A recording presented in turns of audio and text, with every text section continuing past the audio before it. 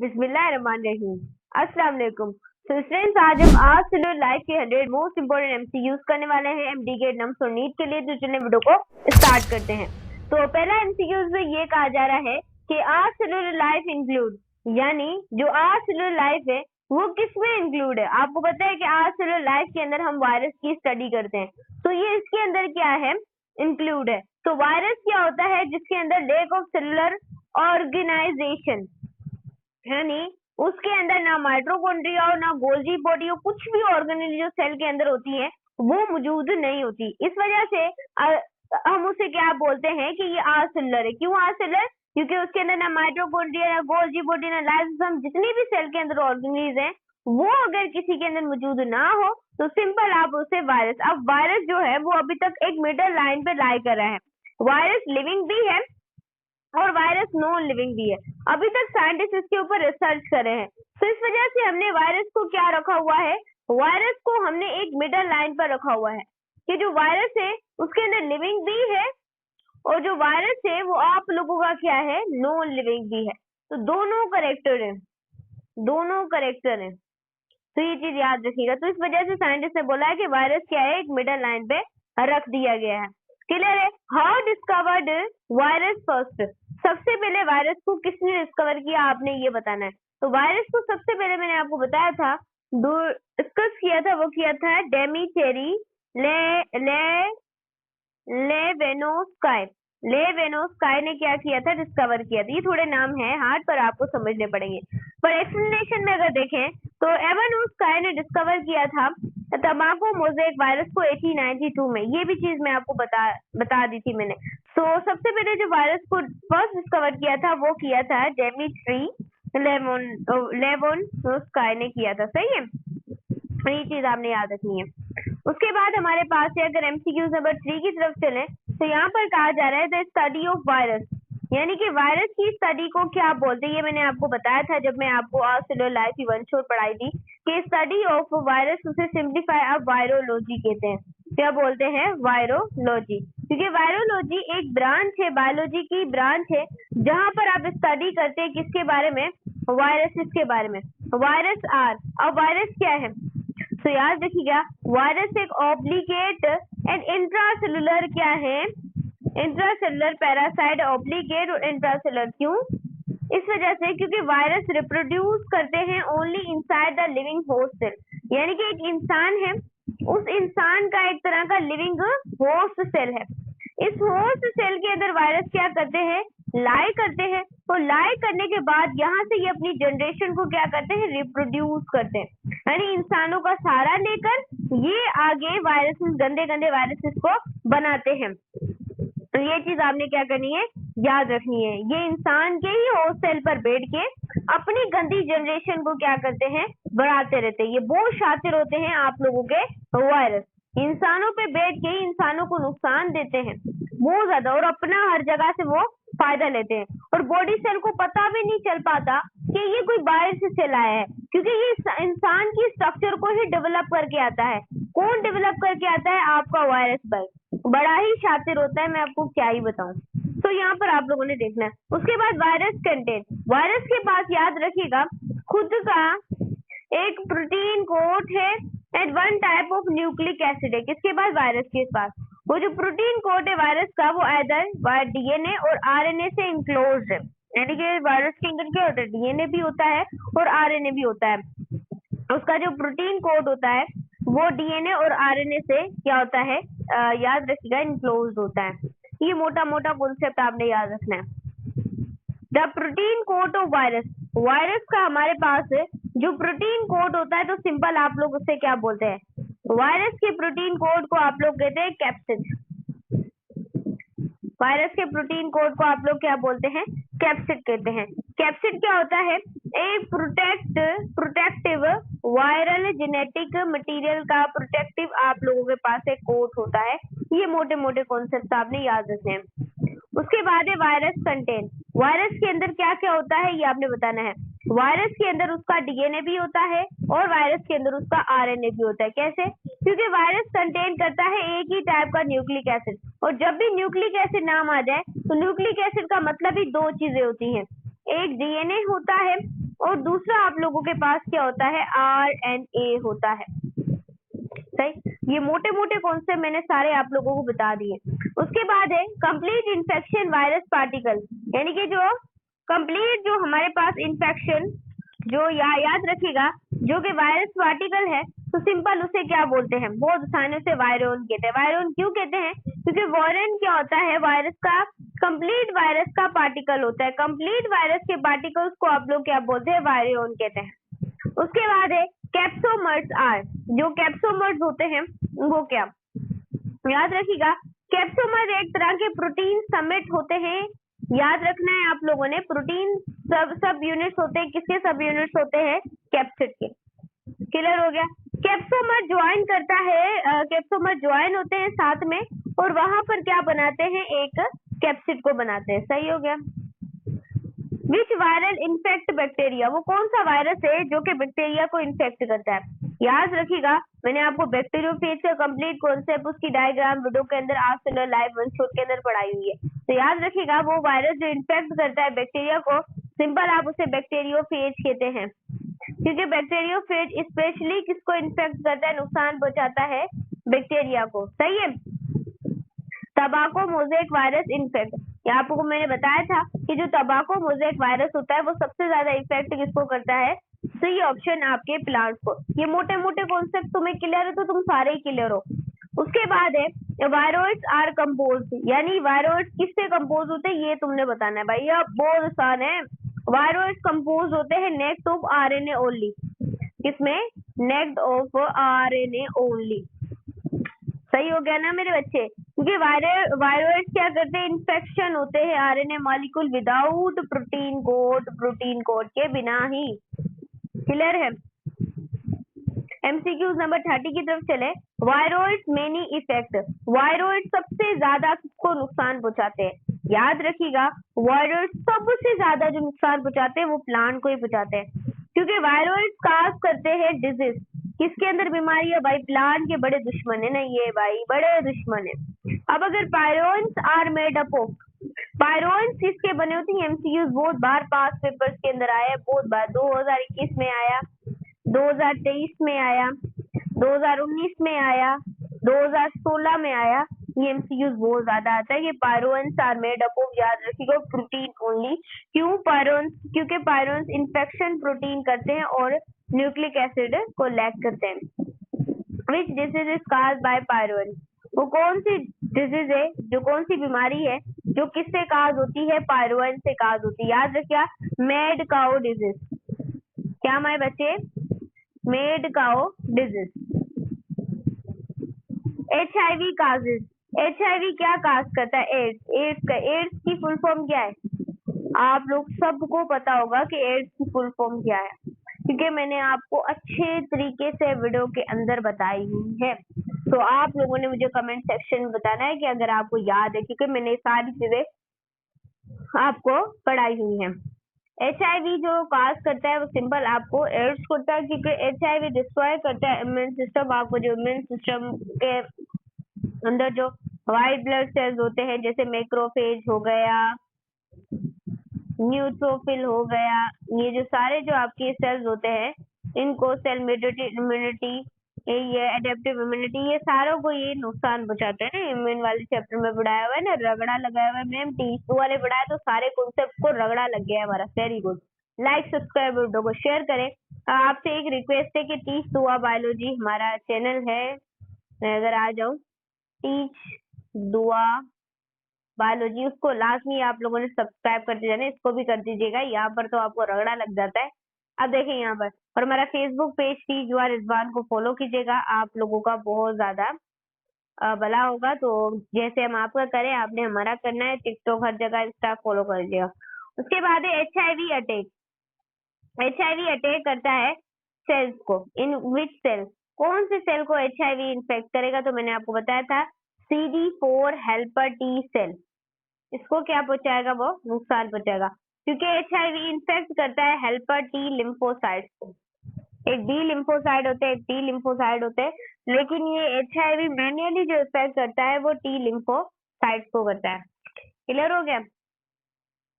उसके बाद HIV contain करता है एंजाइम, यानी ह्यूमन इम्यून वायरस जो है वो कौन से एंजाइम, विच एंजाइम, उसके अंदर कौन सा एंजाइम होता है, तो हमने याद रखना है रिवर्स ट्रांसक्रिप्टेज। कौन सा? Reverse transcriptase. रिवर्स ट्रांस जो क्रिप्टेज है वो कन्वर्ट करता है, याद रखिएगा, आरएनए इनटू प्रोटीन। आरएनए को किसमें? प्रोटीन के अंदर। सही हो गया। उसके बाद है वायरस प्लेट। वायरस के अंदर क्या नहीं होते? राइबोसोम। यानी वायरस के अंदर खुद की फैक्ट्री ऑफ प्रोटीन नहीं होती। फैक्ट्री ऑफ प्रोटीन सारे बच्चे जानते हैं कौन है? राइबोसोम। तो इसके पास वो नहीं होती, शुक्र ये नहीं है। उसके बाद हमारे पास है जो वायरस के अंदर होस्ट राइबोसोम ही प्रोटीन को बना देते हैं। देखो भाई वायरस कितना शातिर है। उसके बाद है वायरल रिप्रोडक्शन ऑकर। इनकी जो वायरल रिप्रोडक्शन होती है वो ऑकर होती है किसके अंदर? अगर जो जीता हुआ एक होस्ट सेल, ये नहीं मरे हुए होस्ट सेल के अंदर, ये बिल्कुल भी नहीं जाएंगे, जो जीता हुआ होस्ट सेल है वहां पर। ये क्या करते हैं? वायरस से आगे रेप्लिकेट करते हैं, देखिए होस्ट सेल के अंदर रहकर, फिर उसके बाद अपनी जनरेशन को क्या करते हैं? वो इंक्रीज करते रहते हैं। क्या करते रहते हैं? इंक्रीज। उसके बाद है which of the following is not acellular. कौन सा सेलुलर इसमें नहीं है? याद रखिएगा, वायरस है, वायरॉइड है, पायरॉइड है, ये सब आ सेलर है, लेकिन बैक्टीरियम आ सेलुलर नहीं है। क्यों नहीं है? क्योंकि बैक्टीरिया लिविंग प्रोकैरियोटिक सेल, यानी प्रोकैरियोटिक का सेल का मतलब होता है जिनका न्यूक्लियस सही तरीके से बना ना हो, यूकेरियोटिक जिसका बना हो। सारा कॉन्सेप्ट आपको पढ़ा चुकी हूँ। उसके बाद है viruses are called living. Viruses को हम क्यों लिविंग कहते हैं? क्या मसला है हमें? इस वजह से कहते हैं क्योंकि ये रिप्रोड्यूस करते हैं होस्ट सेल के अंदर रहकर ही, क्या करते हैं? सारा गंद कीचड़ा मिटाते हैं। उसके बाद है क्योंकि they become active only with in living cell, अपने लिविंग सेल के अंदर ये एक्टिव होते हैं। उसके बाद है viruses are called non living outside the host cell. यानी वायरसेस को कभी कभी हम नॉन लिविंग भी कहते हैं होस्ट सेल के आउटसाइड, बाहर जब वायरस होता है, क्योंकि उस वक्त आर मेटाबॉलिकली इनएक्टिवेट, जब वो बाहर होते हैं तो मेटाबॉलिकली क्या होते हैं? इनएक्टिव होते हैं, यानी एक्टिव नहीं होते। उसके बाद है which statement about the virus is correct. वो कौन सी स्टेटमेंट है जो वायरस के लिए सही है? तो याद रखिएगा, जो वायरस होता है ऑब्लिगेट इन इंट्रासेलुलर पैरासाइट। उसका मतलब कि जो वायरस है ये क्या करता है? रेप्लिकेट करता है, यानी होस्ट सेल के अंदर रहकर आगे ये रेप्लिकेशन करता है।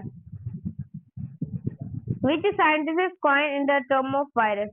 वो कौन सा साइंटिस्ट है जिसने टर्म ऑफ वायरस को यानी कॉइन किया? याद रखिए मार्टिनस बेजरिंग, इसने किया था, क्योंकि जो हमारे पास बेजरिंग ने डिस्क्राइब किया था कि वायरस एक तरह का कैटाजियस लिविंग फ्लूइड है जो क्या इसका पॉपुलराइज करता है टर्म के अंदर। सही है। उसके बाद है the genetic material of टबाको mosaic virus. तो टीएमवी होता है, आपको पता है टीएमवी, तो टबाको मोज़ेक वायरस है। तो याद रखिए वो सिंगल स्टैंडर्ड आरएनए होता है, उसके अंदर क्या होता है? सिंगल स्टैंडर्ड आरएनए होता है किसके अंदर? टबाको मोज़ेक वायरस के अंदर। Which virus has a complex shape. वो कौन सा वायरस है जिसकी कॉम्प्लेक्स शेप है? तो मैं आपको तगड़े तरीके से बता चुकी हूँ, वो है बैक्टीरियोफेज। क्योंकि टी फॉर बैक्टीरियोफेज की हेड और टेल के अंदर फाइबर्स होते हैं। उसके बाद है the head of bacteriophage contain. जो बैक्टीरियोफेज की हेड होती है उसके अंदर याद रखिएगा उसका डीएनए इनक्लोज होता है वायरस का, यानी कि इस तरीके से वायरस की हेड होता है और इसके अंदर इसका जो डीएनए है वो कुछ इस तरीके से क्या होता है? इनक्लोज होता है। सही हो गया। Which part of bacteriophage help to attach to bacteria. वो कौन सा हिस्सा है बैक्टीरियोफेज का जो मदद देता है बैक्टीरिया को अटैच होने में? याद रखिएगा उसकी ये टेल फाइबर, ये इसको बहुत मदद देती है। ये चीज आपने याद रखनी है, क्योंकि टेल फाइबर ही पहचानती है कि कौन सा बैक्टीरियल सेल है। जो उसकी टेल फाइबर है वो वही पहचानती है कि कौन सा बैक्टीरियल सेल इंटर हुआ है। उसके बाद है the viral envelope is mainly composed of. जो वायरल इन्वेलप है वो मेनली किसकी कंपोज्ड होती है? ये चीज आपने याद रखनी है। वो लिपिड्स और प्रोटीन की होती है। क्यों? क्योंकि उसकी जो एनवेलप होती है वो ड्राइव होती है होस्ट की सेल मेम्ब्रेन। आपको पता है कि वहां से ये क्या करता है, ड्राइव करता है। उसके बाद है which of the following is RNA virus, कौन सा है जो आरएनए वायरस है, क्योंकि याद रखिएगा वो आपका HIV है, क्योंकि HIV is a retro virus है, क्योंकि ये कंटेन करता है, आप लोग सबको पता है आरएनए को। HIV belong to the group, human virus जो है वो कौन से ग्रुप से बिलोंग करता है, याद रखनी है रेट्रो वायरस, क्योंकि रेट्रो वायरस यूज करते हैं हम रिवर्स ट्रांसक्रिप्टेज में। क्लियर हो गया। उसके बाद रिवर्स ट्रांसक्रिप्टेज साइंथिसिस, जो रिवर्स ट्रांसक्रिप्टेज है वो साइंथिसिस होता है, याद रखिएगा आपका DNA से, ऑप्शन नंबर बी, और RNA से। याद, क्योंकि एंजाइम जो है वो कैरेक्टरिस्टिक की किस में आते हैं, रेट्रो वायरस के। क्लियर है। उसके बाद है एड्स स्ट्रेन 4, जो एड्स होते हैं वो किसे, आप देखें फुल फॉर्म आ गई, आपसे पूछ रही थी मैंने, फुल फॉर्म भी आ गई क्योंकि पास पेपर है, acquired immune deficiency syndrome. Option number A मैंने पहले ही पहचान लिया, तो ऑप्शन नंबर ए है, आपने भी ऐसे ही पहचान लिया। उसके बाद HIV is manually transmitted through, जो ह्यूमन इम्यून वायरस है वो कैसे, याद रखिएगा वो किसी की ब्लड की वजह से या ब्लड फ्लूइड की वजह से ये ट्रांसमिट होता है। उसके बाद है हमारे पास which of the following does not express HIV, किससे HIV मतलब के एक दूसरे को नहीं लगती। याद रखिएगा ब्लड ट्रांसफ्यूजन से आप लोगों को HIV बीमारी लगेगी, ब्लड को ट्रांसफ्यूज करने, और नीडल किसी की एक की लगी हुई है, एक किसी ने नीडल लगाई, वो नीडल किसी दूसरे पर्सन को लगा दी, इससे भी लगेगी HIV। उसके बाद मदर टू बेबी, हाँ बच्चे से माँ से बच्चे में भी लगेगी। हैंड शेक, किसी से हाथ मिलाने से नहीं लग सकती। भाई हैंड शेक से क्या होगा, मैं तो गिर जाऊंगी। वायरस लेग, वायरस के अंदर क्या नहीं होता, तो याद रखिएगा वायरस की कोई प्रोटीन कोट नहीं होता, क्योंकि वायरस कंसिस्ट करता है नेक्ड RNA। उसके बाद है पायरोइन्स कंटेन, पायरोइन्स आपको पता है कि किसको कंटेन कर रहे हैं, आप नाम से ही अंदाजा लगा सकते हैं कि जो पायरोइन्स है प्रोटीन ओनली, क्योंकि पायरोइन्स एक तरह के इन्फेक्शन प्रोटीन होते हैं। विच disease is caused by virus, वो कौन सी डिजीज है जो वायरस काज करता है, एड्स कौन काज करता है, वायरस काज करता है।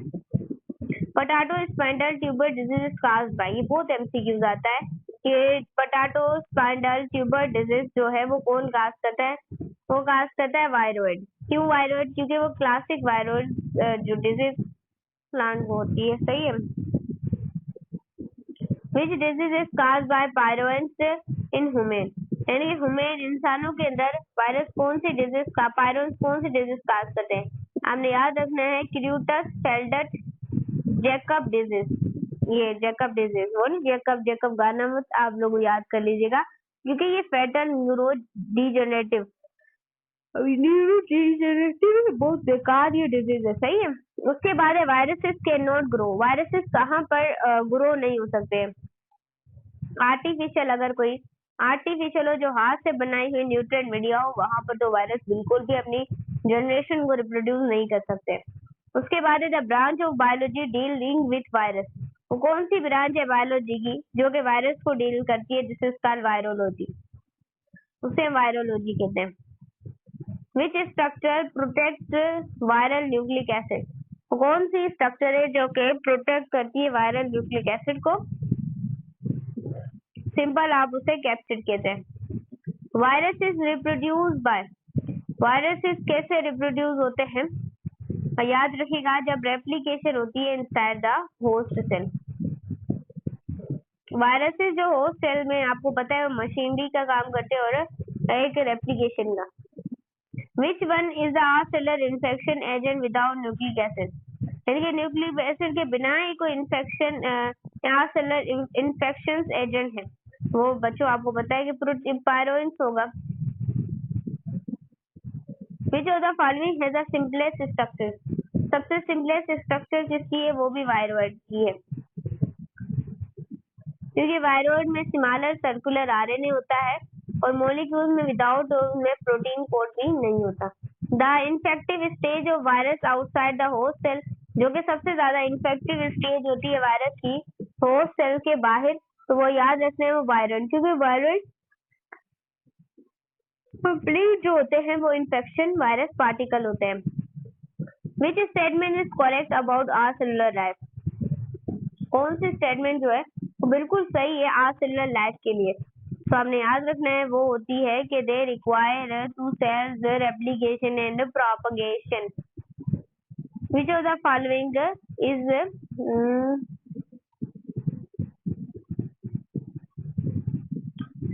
चले बच्चों, ये थोड़ी ना टाइपिंग में हो गई है मिस्टेक, टाइपिंग में मिस्टेक हो गई है, तो एमसीक्यूज के नंबर्स में कुछ ना चेंजिंग हो गई है यहाँ पर, तो आपने थोड़ा ना इसको ध्यान रखना है।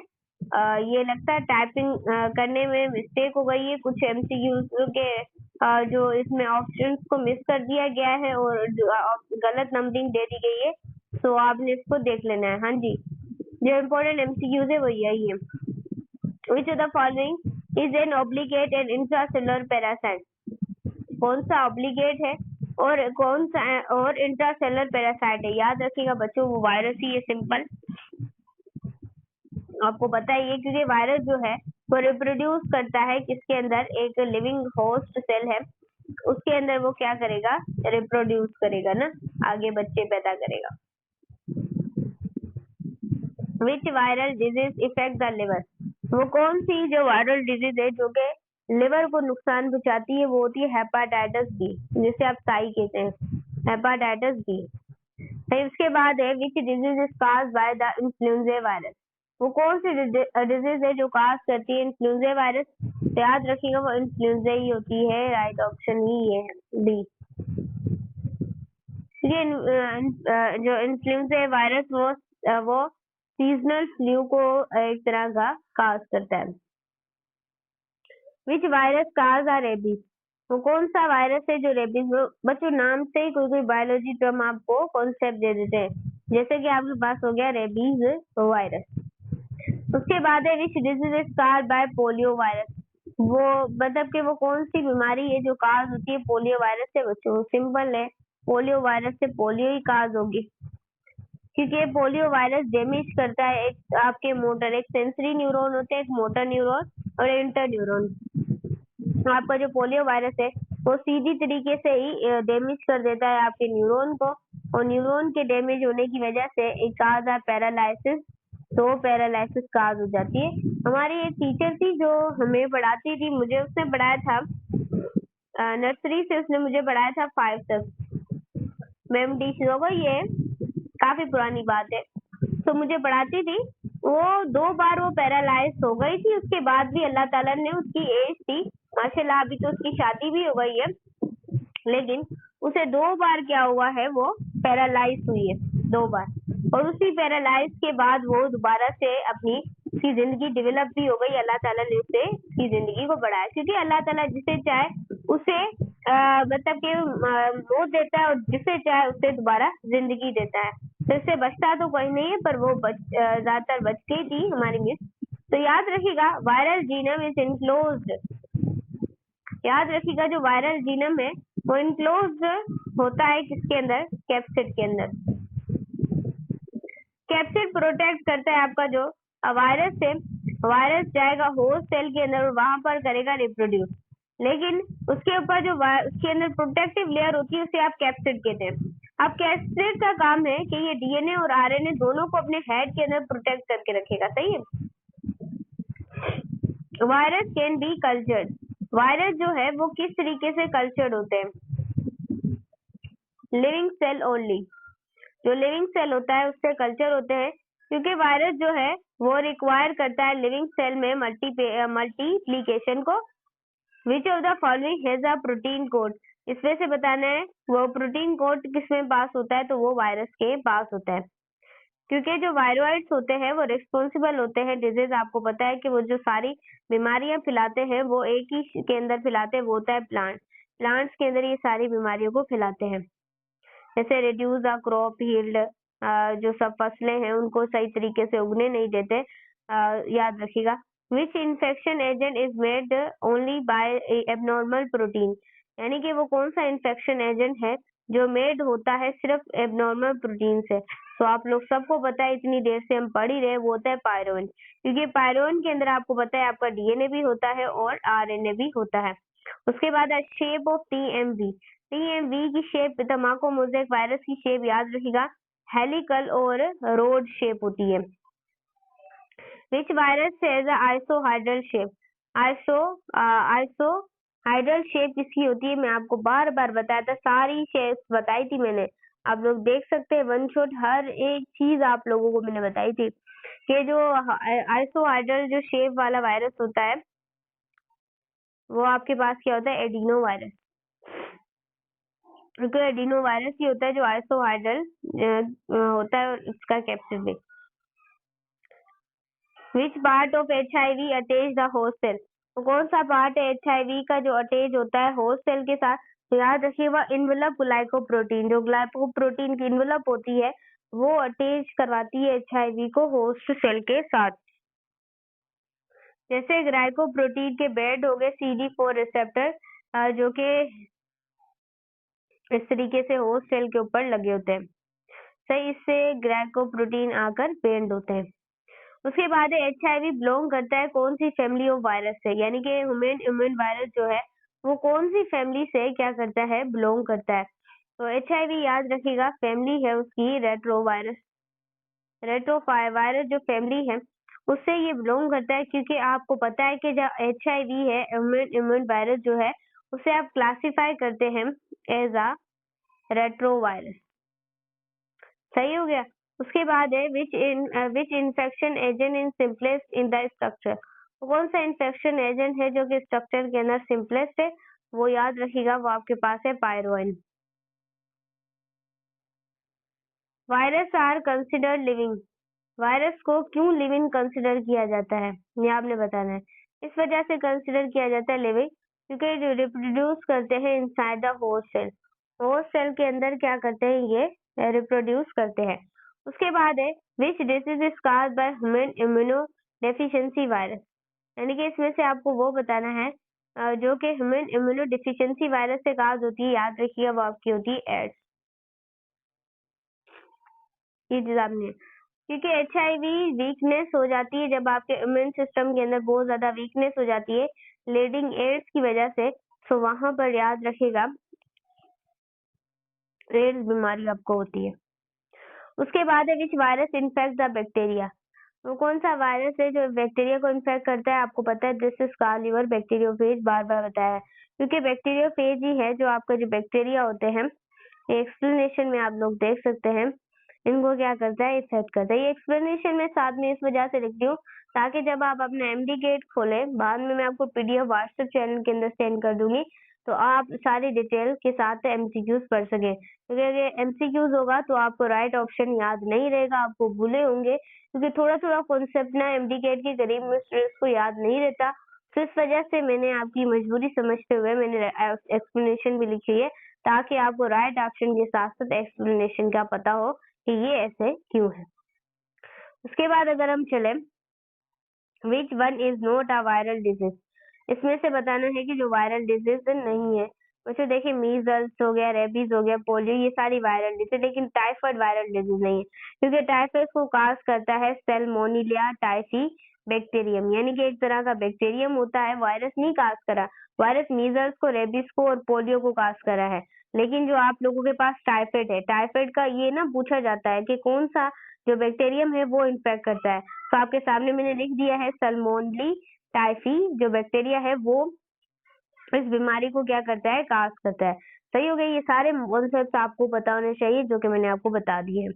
उसके बाद है which infection agent lack the both protein coat and envelope. किसके पास प्रोटीन कोड और इन्वेलप नहीं होती, तो वो चीज आपने याद रखनी है, वो आप लोगों के पास होता है वायरोइड। क्या होता है, वायरोइड, क्योंकि वायरोइड के अंदर क्या होता है, net of RNA molecule. The main function of viral capsid, main function क्या है कि वो प्रोटेक्ट करता है किसको, न्यूक्लिक एसिड को। नेक्स्ट आप लोगों के पास है which infection agent cause by scrapie in a sheep. Sheep के अंदर जो स्कैरपी काज करता है वो कौन है, तो याद रखिएगा वो आपके पास कौन है, पायरोइन्स है। तो ये चीज आपने क्या करनी है, क्योंकि स्कैर्पी पायरोएड डिजीज इफेक्ट करती है, जो कि भेड़ें होती हैं उनको सबसे ज्यादा क्या करती है, इफेक्ट करती है। सही हो गया। ये सारे कॉन्सेप्ट आपने याद रखने। ये पहले बीमारी ना बहुत ज्यादा देखी जाती थी, क्योंकि तब इतने रिसर्च करने वाला कोई नहीं था। उसके बाद है which one is not found in virus. Virus के अंदर क्या नहीं है, आपको पता है कि वायरस के अंदर मैं आपको पहले एमसीक्यूज करा चुकी हूँ कि फैक्ट्री ऑफ प्रोटीन जो है वो वायरस के अंदर नहीं पाई जाती, बता चुकी हूँ आप लोगों को।